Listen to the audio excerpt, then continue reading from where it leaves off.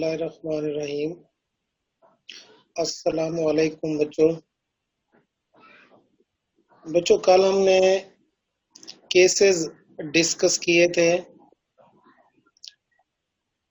तो next question की तरफ जाने से पहले मैं आपको दोबारा एक चीज बता दूं कि कल हमने दो इक्वेशंस यूज की थी, एक v1 डैश और एक थी v2 डैश की। अगर आप इनको डिराइव करना चाहते हैं कि ये दोनों इक्वेशंस कैसे डिराइव होती हैं, तो मैंने आपको कल तरीका समझाया था, दोबारा सुन लें। और मैं कोशिश करूंगा कि कल के टॉपिक में इसकी स्लाइड बनवा लूं, तो वो आपको नजर भी आ जाएगी। आपने करना यह है कि इलास्टिक कुलयन वाले टॉपिक में जो v1 plus v1 dash is equal to v2 dash plus v2, ये इक्वेशन आई थी जिससे हमने प्रूफ किया था। तो आपने इसी इक्वेशन से v1 डैश की वैल्यू निकाल लेनी है और v2 डैश की। फिर आपने इनको बारी बारी law of conservation of momentum की इक्वेशन में पुट करना है। तो जब आप v1 डैश की वैल्यू पुट करेंगे तो आपको v2 डैश मालूम हो जाएगा, और जब v2 डैश की वैल्यू पुट करेंगे तो v1 डैश मालूम हो जाएगा। तो ये सिंपल सा तरीका है, कैलकुलेशन है।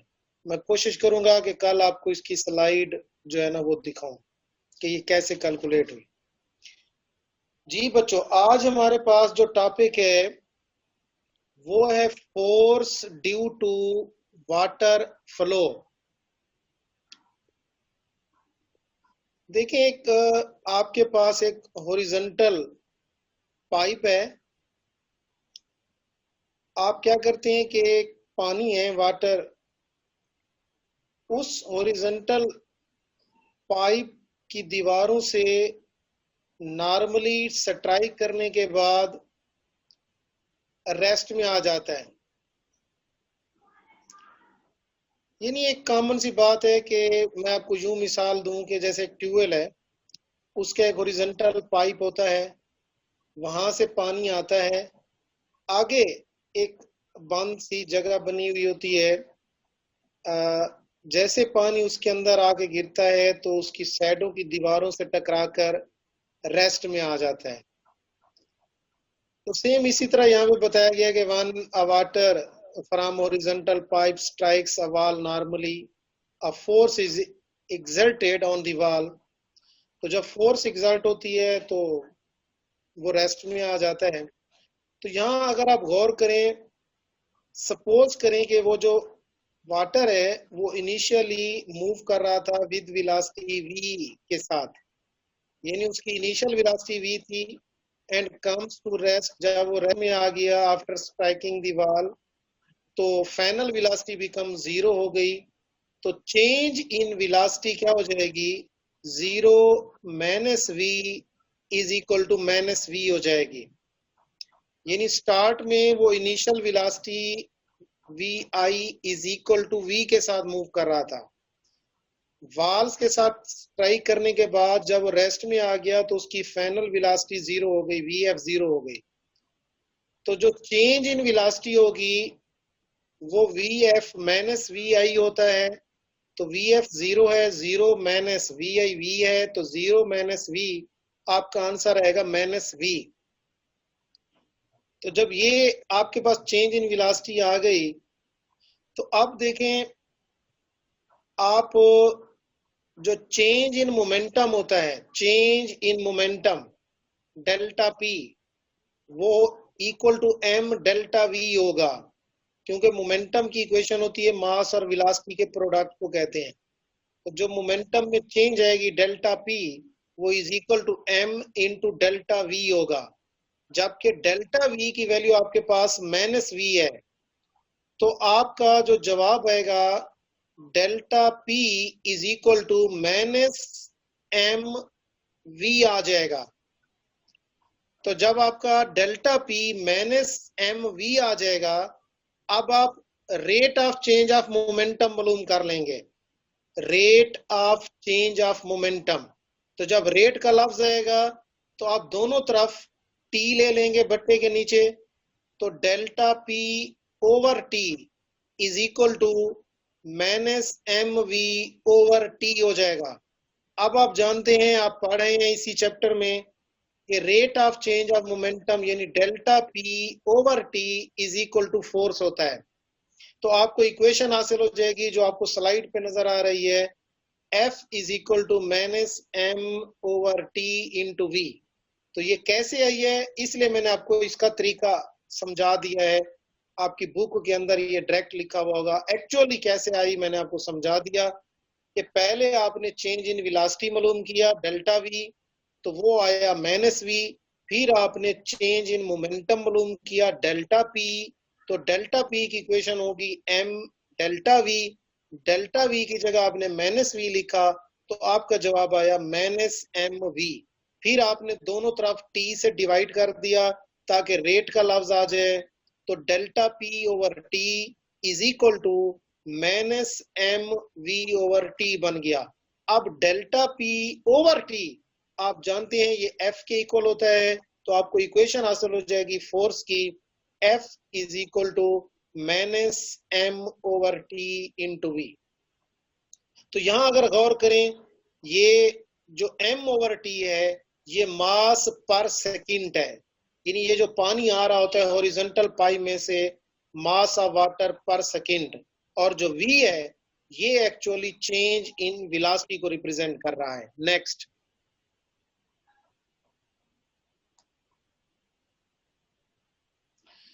अब यहां देखें, आप जानते हैं कि जैसे ही हॉरिजॉन्टल पाइप से पानी एक जगह जाके गिरता है तो वॉल्स फोर्स लगाती हैं, तो पानी भी तो फोर्स लगाता है। तो यहाँ पे न्यूटन का थर्ड लॉ अप्लाई हो जाता है कि every action has an equal and opposite reaction. तो फिर हम यहाँ इक्वेशन यूज करेंगे, F is equal to minus into F minus F. तो F is equal to minus F जब यूज करेंगे तो F is equal to minus into F की वैल्यू हमारे पास है minus M over T into V. तो minus minus से मल्टीप्लाई होगा तो ये प्लस का हो जाएगा, तो आपकी इक्वेशन बन जाएगी F is equal to M over T into V. तो ये वो फोर्स है ड्यू टू वाटर फ्लो हमें हासिल हो जाती है।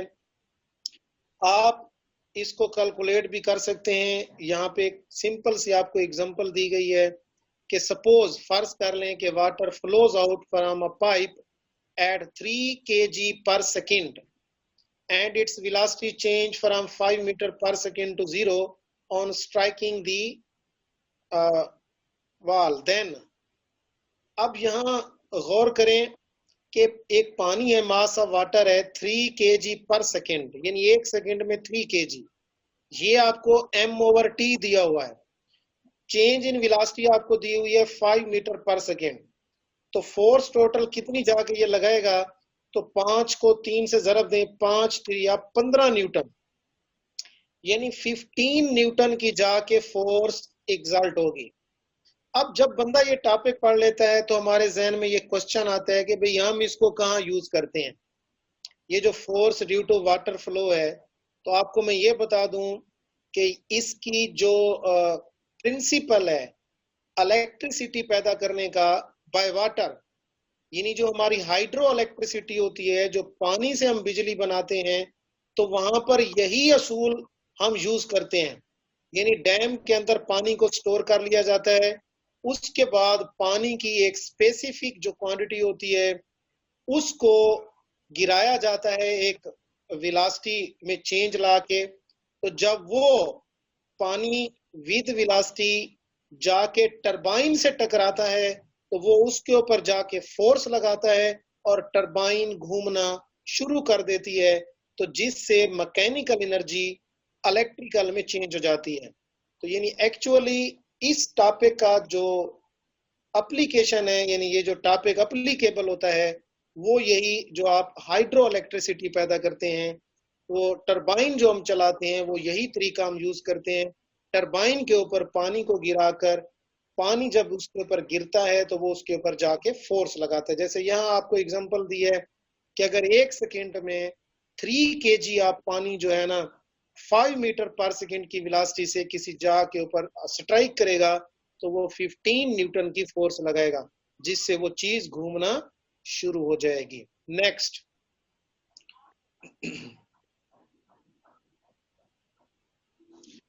जी बेटा, ये छोटी सी एग्जांपल खड़ी है 3.6, इसको भी आप सॉल्व कर लेंगे, मैंने आपको समझा दी है।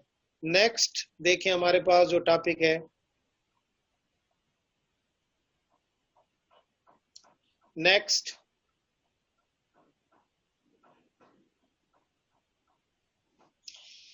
जी बच्चों, नेक्स्ट हमारे पास टॉपिक है मोमेंटम एंड एक्सप्लोसिव फोर्सेस।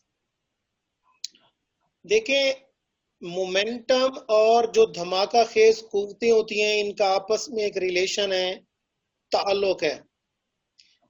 यहां दो चीजें मैं आपको समझाऊंगा। एक तो होता है किसी शेल का फटना, दूसरा होता है बुलेट की हम बात करते हैं।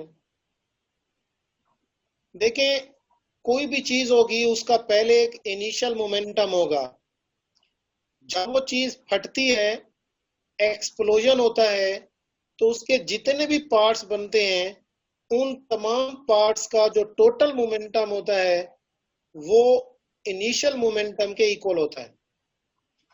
फर्ज कर लें कि एक शेल है और वो एक्सप्लोड होता है, आपके सामने डायग्राम भी मौजूद है।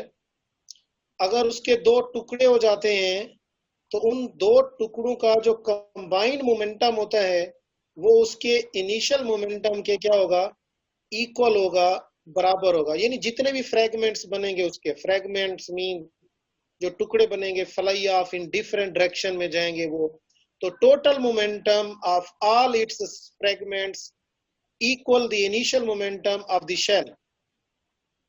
सपोज आपको यहाँ दिखाया हुआ है कि एक बम है, एक्सप्लोड होता है इनटू टू पीसेस के अंदर, एज शोन इन फिग में आपको दिखाया गया है। Then momentum of the bomb fragments combined by vector addition आपको दिखाया गया है। इन दोनों को जब ऐड किया गया तो वो इक्वल होता है to the original momentum of the following बम।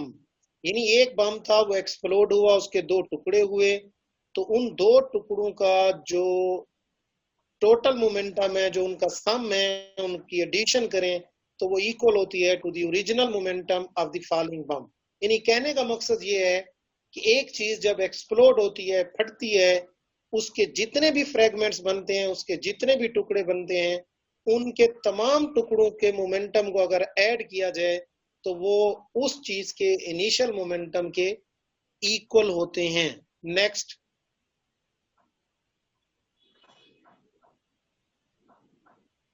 अब यहां देखें, इसी चीज को समझाने के लिए हमें एक एग्जांपल दी हुई है कि ये आपने 9th में भी पढ़ी होगी। ये हमारे पास गन एंड बुलेट। देखिए, कॉमन सी बात है कि आपके पास एक गन है जिसकी जो मास है वो आप कैपिटल एम कह दें, while a bullet of mass small M कह दें। तो आप क्या करते हैं कि एक बुलेट को गन के अंदर फिट कर देते हैं, आपने उसको फायर नहीं किया।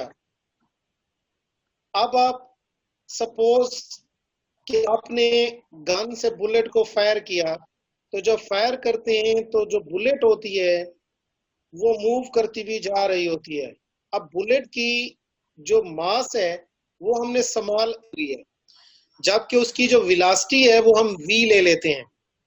तो आप जानते हैं कि पहले जब तक गोली उस बंदूक के अंदर थी तो उसकी वेलोसिटी जीरो थी, जिससे उसका इनिशियल मोमेंटम भी जीरो था। इसी तरह गन भी रेस्ट में थी तो उसकी वेलोसिटी भी जीरो थी, उसका मोमेंटम भी जीरो था। यानी फायर करने से पहले गन का मोमेंटम भी जीरो है, बुलेट का मोमेंटम भी जीरो है। लेकिन when a bullet is fired from the gun, लेकिन जैसे आप बुलेट गन से फायर करते हैं तो अब आप जानते हैं बुलेट की मास स्मॉल एम है, वेलोसिटी उसकी v है, then bullet is having a momentum M V. तो अब उसका जो फायर करने के बाद मोमेंटम होगा वो एम वी बन जाएगा और वो मूव करती भी जा रही होगी। आपने अक्सर देखा होगा, शो भी करते हैं, रीप्ले में दिखाते हैं अक्सर फिल्मों के अंदर, कि एक चीज को फायर करते हैं तो वो उसकी दिखा रहे होते हैं मूव करती हुई ऐसे जा रही होती है, तो यहाँ पे ऐसे ही आपको बताया गया, तो जब वो मूव करती हुई जा रही है तो उसका मोमेंटम होगा। सिमिलरली बुलेट को फायर किया जाता है तो जो गन होती है वो भी मूव करती है, तो लिहाजा उसका भी मोमेंटम होगा। तो अब हमें पता ये चला कि इन दोनों का इनिशियल मोमेंटम जीरो होगा, लेकिन जब फायर करेंगे तो बुलेट का मोमेंटम भी होगा और गन का मोमेंटम भी होगा। तो यहाँ हम यूज कर लेते हैं इक्वेशन के initial momentum is equal to final momentum. तो यहाँ देखें इक्वेशन में मैंने लिखा हुआ है इनिशियल मोमेंटम हमने जीरो लिया हुआ है, फाइनल मोमेंटम बुलेट का एम वी लिया हुआ है और गन का एम वी डैश लिया हुआ है। ये जो वी डैश है ये गन की वेलोसिटी है। तो यहाँ फिर हमने क्या किया कि एक इक्वेशन को दूसरी तरफ ले गए, बुलेट वाली मोमेंटम को एम वी को दूसरी तरफ ले गए, तो वहां जाके वो नेगेटिव का हो जाएगा। तो M capital M V dash is equal to minus M V हो जाएगा। फिर हमने वी डैश की वैल्यू निकाल ली, यानी वेलोसिटी ऑफ द गन। तो जो कैपिटल एम है ये मल्टीप्लाई हो रहा है, दूसरी तरफ जाके डिवाइड हो जाएगा। तो हमें एक इक्वेशन आ जाएगी V dash is equal to minus M V over capital M. याद रखना यहाँ नेगेटिव साइन शो नहीं है, नेगेटिव हाथ होगा। वी डैश ये वेलोसिटी ऑफ गन है is equal to minus M V over capital M. Capital जो एम है ये मास ऑफ गन को जाहिर करता है। तो यहाँ गौर करो जो वी डैश है वो कैपिटल एम के साथ इनवर्सली प्रोपोर्शनल है। तो यहाँ से ये साबित होता है कि जो मास ऑफ गन होती है वो ग्रेटर होती है as compare to the mass of bullet. यानी गन की जो मास होती है वो बुलेट की मास से ज्यादा होती है। That is why velocity of the gun is smaller than that of the velocity of the bullet. तो यहाँ से ये बात ध्यान में रखना, जिस वेलोसिटी से बुलेट मूव कर रही होती है उसी वेलोसिटी से गन मूव नहीं करती। गन जो वेलोसिटी होती है वो बुलेट की वेलोसिटी का फ्रैक्शन होती है। फ्रैक्शन कहते हैं कसर को, हिस्से को कहते हैं। इसलिए हम कहते हैं कि जो वी डैश है यानी जो गन की वेलोसिटी है वो recoil velocity of the bullet, recoil velocity of the gun जो है ना ये only the fractional velocity of bullet. ये याद रखना कि जो वी डैश है इसको हम recoil velocity of the gun कहते हैं। तो जो recoil velocity of the gun होती है वो is only the fractional velocity of the bullet. ये बात ऑब्जेक्टिव के लिए ध्यान में रखना। नेक्स्ट देखें,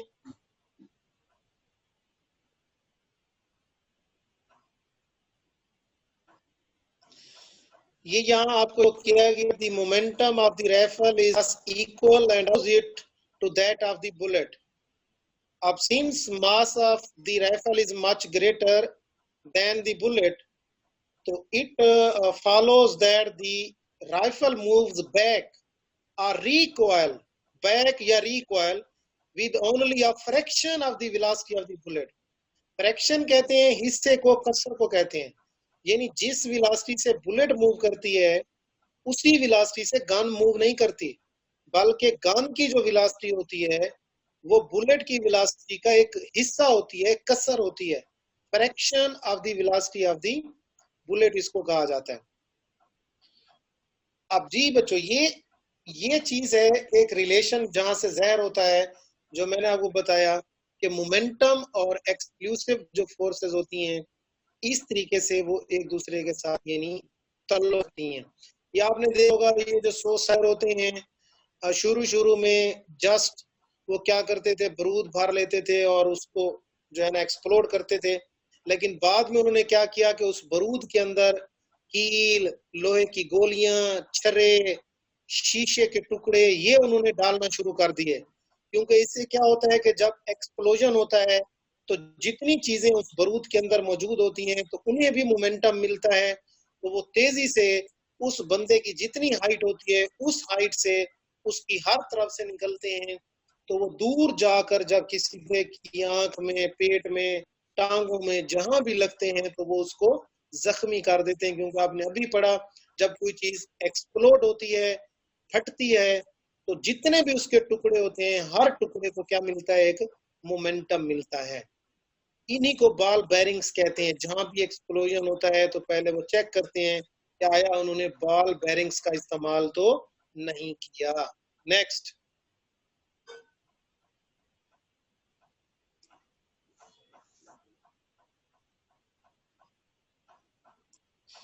नेक्स्ट बेटा, ये हमारे पास भी सिंपल सी चीज है, मैं ये आपको समझा रहा हूँ, इसको पढ़ लेंगे मिक्स चीजें। रॉकेट प्रॉपल्शन, यानी जो रॉकेट है ये कैसे उड़ता है। सबसे पहले तो आपको ये पता होना चाहिए कि इसका प्रिंसिपल क्या है। रॉकेट की जो उड़ान होती है, जो इसका प्रिंसिपल होता है वो है, it work on law of conservation of momentum and law of conservation, law of conservation of momentum, और दूसरा ये Newton third law of motion. ये इसका प्रिंसिपल है।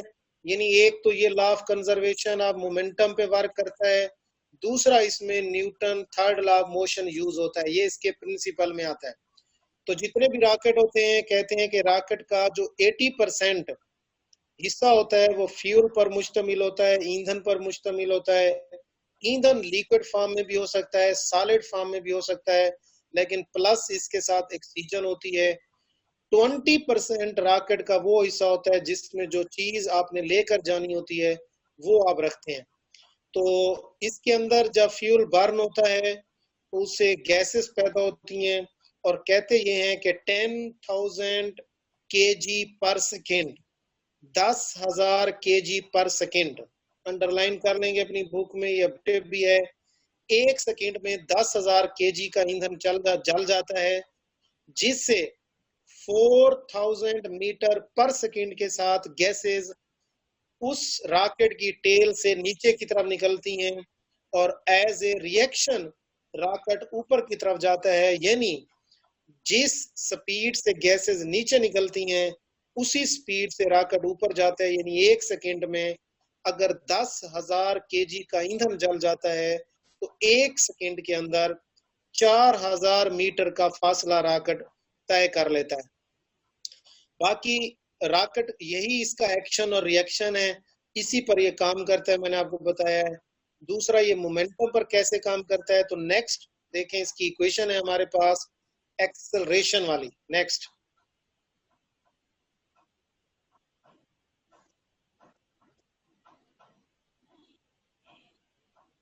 नेक्स्ट जी बच्चों, ये जो चीजें मैंने आपको बता दी ये आप टेक्स्ट बुक से अंडरलाइन कर लेंगे कि एक सेकेंड में कितना फ्यूल बर्न होता है, 10,000 kg पर सेकेंड, और फिर गैसेस जो निकलती हैं किस स्पीड से निकलती हैं, 4,000 मीटर पर सेकेंड। अब वो जो एक्सेलरेशन होता है रॉकेट का, उसकी इक्वेशन यहाँ दी हुई है, A is equal to mv over capital M। ये जो कैपिटल M है ये मास ऑफ रॉकेट होता है। जैसे जैसे मास ऑफ रॉकेट कम होता जाएगा तो वो एक्सेलरेट होता जाएगा, यानी एक्सेलरेशन में इजाफा होगा। यानी यहाँ दिखाया हुआ है, where capital M is the mass of the rocket when the fuel in the rocket is burned and eject gases. तो रॉकेट की जो मास होती है वो डिक्रीज होती है and hence the acceleration increase. तो उसके एक्सेलरेशन में इजाफा होता है और रॉकेट दूर तक जाता है। लंबे सफर के लिए मल्टीपल रॉकेट्स इस्तेमाल किए जाते हैं, यानी एक से ज्यादा रॉकेट यूज किए जाते हैं। एक रॉकेट का जब ईंधन खत्म हो जाता है तो वो अलग हो जाता है, फिर दूसरा रॉकेट अपना काम शुरू कर देता है, इसी तरह तीसरा, सो ऑन, वो चीज अपनी मंजिल तक पहुंच जाती है। यहाँ एक बात आपको बता दूं, अगर आप सोचते रहें कि भाई ये A is equal to mv over capital M कैसे इक्वेशन आती है, तो मैं आपको तरीका समझा दूं। आपने न्यूटन का सेकंड लॉ यूज करना है, F is equal to ma। M capital लिखना है, mass of rocket, A acceleration होगा, तो यहाँ से A की अगर आप कीमत निकालें तो वो F बटा कैपिटल M आएगा। तो जो F है ये असल में वो फोर्स है जो रॉकेट के ऊपर लगती है, जो उसे ऊपर की तरफ लेके जाती है। इसको कहते हैं upward thrust of the rocket. तो ये जो फोर्स होती है असल में ये उस मोमेंटम में आने वाली चेंज के बराबर होती है जो रॉकेट के अंदर गैसेस के बर्न होने के नतीजे में मोमेंटम डिवेल्प हो रहा होता है। तो इसलिए हम इस फोर्स की जगह मोमेंटम को लेते हैं और मोमेंटम जो है वो एम वी के इक्वल होता है। इसलिए ये इक्वेशन बन जाती है A is equal to M V over capital M. दोबारा सुन लें, न्यूटन का second law F is equal to M A capital M. तो यहां से ए निकालें तो एफ बटा कैपिटल एम आ जाता है। एफ यहाँ पे ये अपवर्ड थ्रस्ट होता है जो रॉकेट के ऊपर लगता है, जो उसे ऊपर की तरफ लेके जाता है। तो ये थ्रस्ट कैसे बनता है? असल में रॉकेट के अंदर जो जलने वाली गैसेस होती हैं उनके मोमेंटम में चेंज आती है। वो चेंज इन मोमेंटम इस अपवर्ड थ्रस्ट के इक्वल होता है। इसलिए हम जो चेंज इन मोमेंटम होता है वो फोर्स के इक्वल लेते हैं। तो फिर मोमेंटम जो होता है वो एम वी के इक्वल होता है। तो ये रॉकेट का एक्सेलरेशन बन जाता है A is equal to M V over capital M. तो जैसे जैसे मास ऑफ रॉकेट कम होती जाएगी, ए उसके साथ इनवर्सली प्रोपोर्शनल है, तो उसके एक्सेलरेशन में इजाफा होता जाएगा।